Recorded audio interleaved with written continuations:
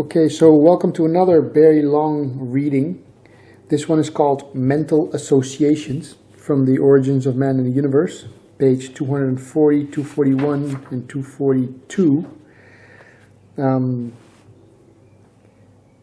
Let's start right away with this one. Or let me just say one thing. Basically, I am skipping through the book and just getting some golden nuggets out of it here and there. Obviously, that's not the right way. For people to really grasp all these parts, it would be better to read the entire book. However, obviously, I can't do a 300-something page book. It would take me, hours and hours and hours to read through it. So I'm skipping on things, and therefore some of the words are not explained in context of what they're being used. For example, here we're talking about objectively and things like that, which is not completely fair because we haven't read the chapter on what objective perceiving is. But anyway, I'm going to read these parts the way they are now separately.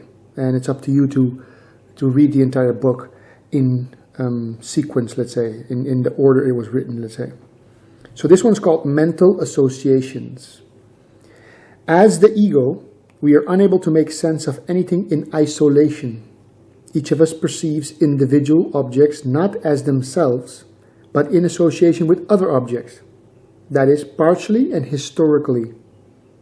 Everything is placed in a context of past, grouped in the subtle memory with other objects previously named and remembered, which themselves had been subject to the same time-slotting process right back to our earliest infantile perceptions.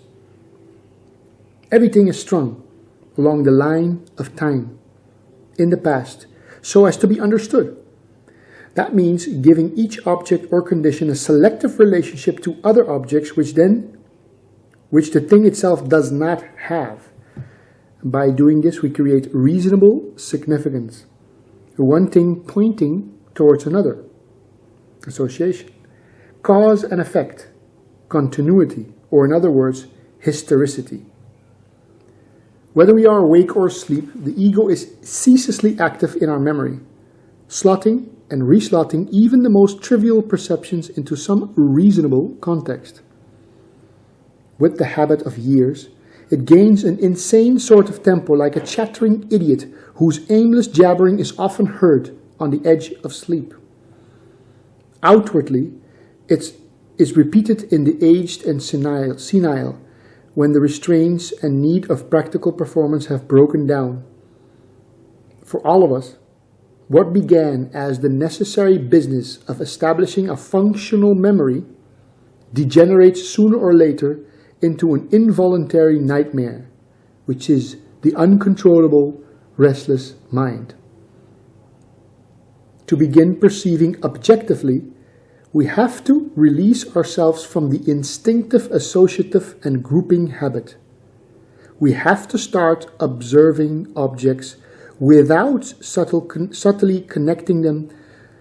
We have to start observing objects without subtle connection through the past or future, and without being afraid.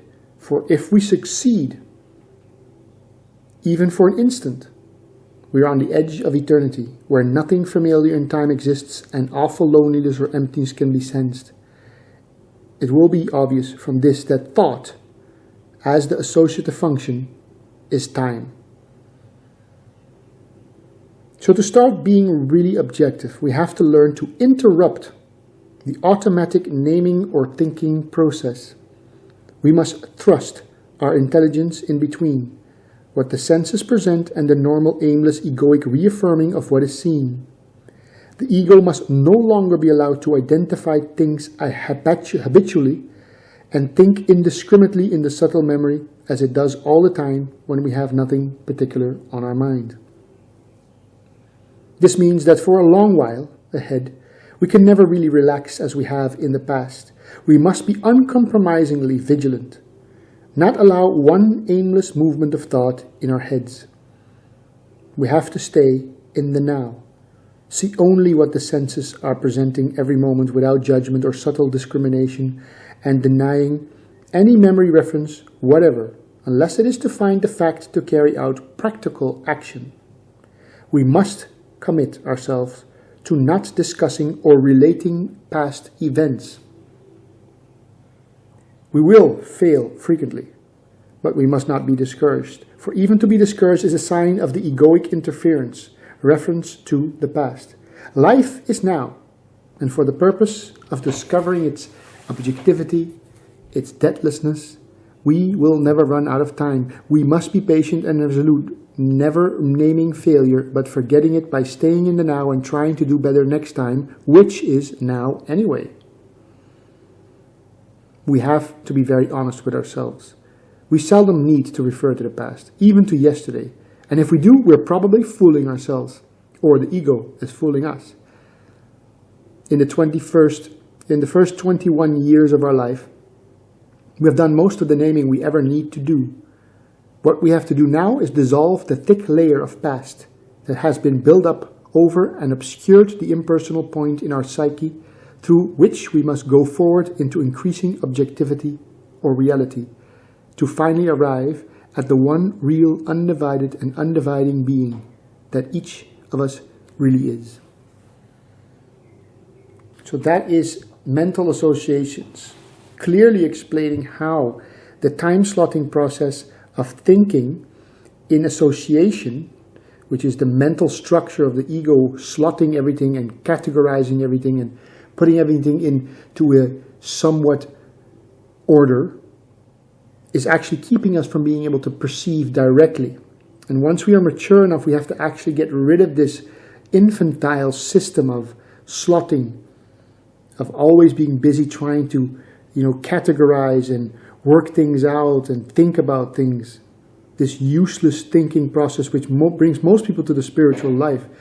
Most spiritual endeavor is because people have gone crazy about the storytelling in their own head. However, to undo that, we have to be able to rest as nothing. We have to rest as the eternal being of now without having to always verbalize and categorize. Like Alan Watts calls it, I think. He says basically the bringing into words, always trying to bring things in a descriptive way, describing it through language. There's signifiers, he calls them.